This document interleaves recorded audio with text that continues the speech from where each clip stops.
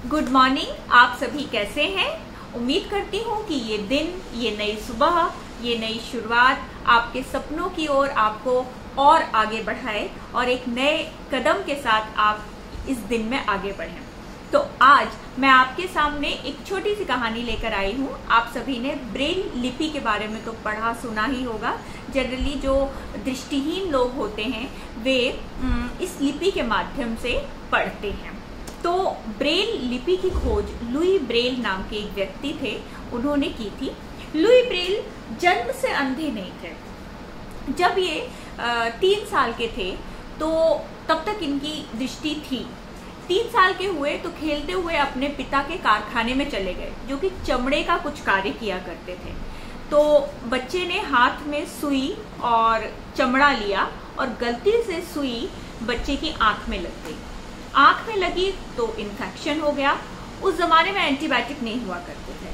आंख में इन्फेक्शन हो गया, एक आंख में इन्फेक्शन हुआ, फिर दूसरी आंख में भी इन्फेक्शन हो गया। इस तरह से उनकी दृष्टि चली गई 2 साल में। जो बच्चा बहुत ही नटखट सा था, हमेशा शरारत करता रहता था, चारों भाइयों में सबसे छोटा था, वो बच्चा अचानक से आंख जाने के बाद बहुत ही संजीदा हो गया, चुप सा रहने लगा। 5-6 साल के जब ये हुए तो इनकी एक पादरी से मुलाकात हुई।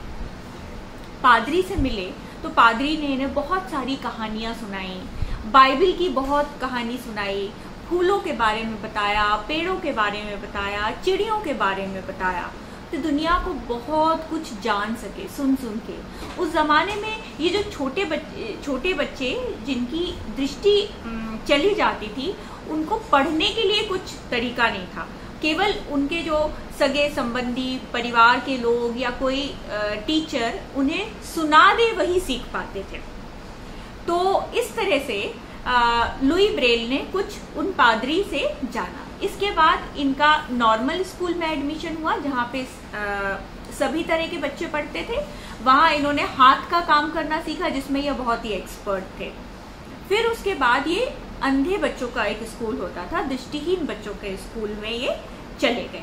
दृष्टिहीन बच्चों के स्कूल में गए, तब वहां पे भी इन्होंने हाथ से रिलेटेड जितना काम होता था सारा इन्होंने करना सीखा। इनको हर कार्य में पुरस्कार मिलता था, बहुत अच्छा करते थे। लेकिन चूंकि ये पादरी से तो बहुत कहानियां सुन चुके थे, तो इनको बहुत सारी कहानियां पढ़ने का, बहुत किताबें पढ़ने का इनको मन करता था। उस जमाने में दरअसल दृष्टिहीन लोगों के पढ़ने का सिस्टम ये था कि जैसे ए है तो ए को उभार के बनाया जाएगा। चमड़ा लेंगे या मोटा कागज लेंगे, उसमें डॉट से उभार के ए बनाया जाएगा। अब इस तरह से बहुत किताबें लिखना मुश्किल था। इसी दौरान उनके स्कूल में आर्मी प्रेजेंटेशन होता है। आर्मी प्रेजेंटेशन में बताया जाता है कि रात के समय में जब लाइट्स नहीं होते हैं, तब आर्मी के लोग संदेश को पढ़ने के लिए हाथ पर आने वाले उठे उभारों से ये संदेश को पढ़ते हैं। अब अगर ए को रिप्रेजेंट करना है तो वो 1 डॉट से करेंगे, बी को रिप्रेजेंट करना है तो 2 डॉट से करेंगे। इस तरह और भी कई तरह के सिंबल, छोटे छोटे सिंबल बनाकर पूरा संदेश ही रिप्रेजेंट कर देंगे।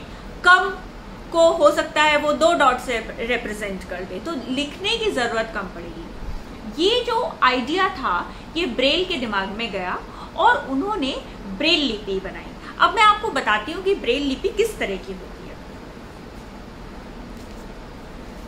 देखिए, ये है ब्रेल लिपि। इसमें ए को 1 डॉट से रिप्रेजेंट करते हैं, बी को 2 डॉट से रिप्रेजेंट करते हैं, सी को फिर आड़े 2 डॉट से रिप्रेजेंट करते हैं, डी को 3 डॉट से, ई को टेढ़े 2 डॉट से और एफ को 3 डॉट से, जी को 4 डॉट से, और आगे इस तरह से रिप्रेजेंटेशन किया जाता है। ये लिपि के माध्यम से इन्होंने कई सारी किताबों का ब्रेल में अनुवाद किया, लुई ब्रेल ने स्वयं।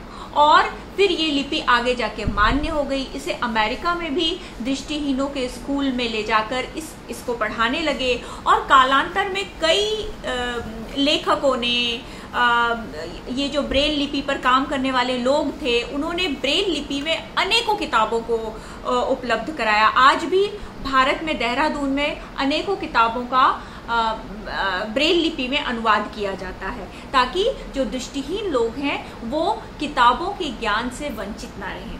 तो ब्रेल के बारे में ये कहानी, लुई ब्रेल की ये कहानी हमें बताती है कि हमारे जीवन में तो प्रकाश ना रहा, लेकिन हम ऐसा तो कुछ कर सकते हैं जिससे हजारों लोगों के जीवन में प्रकाश आ जाए।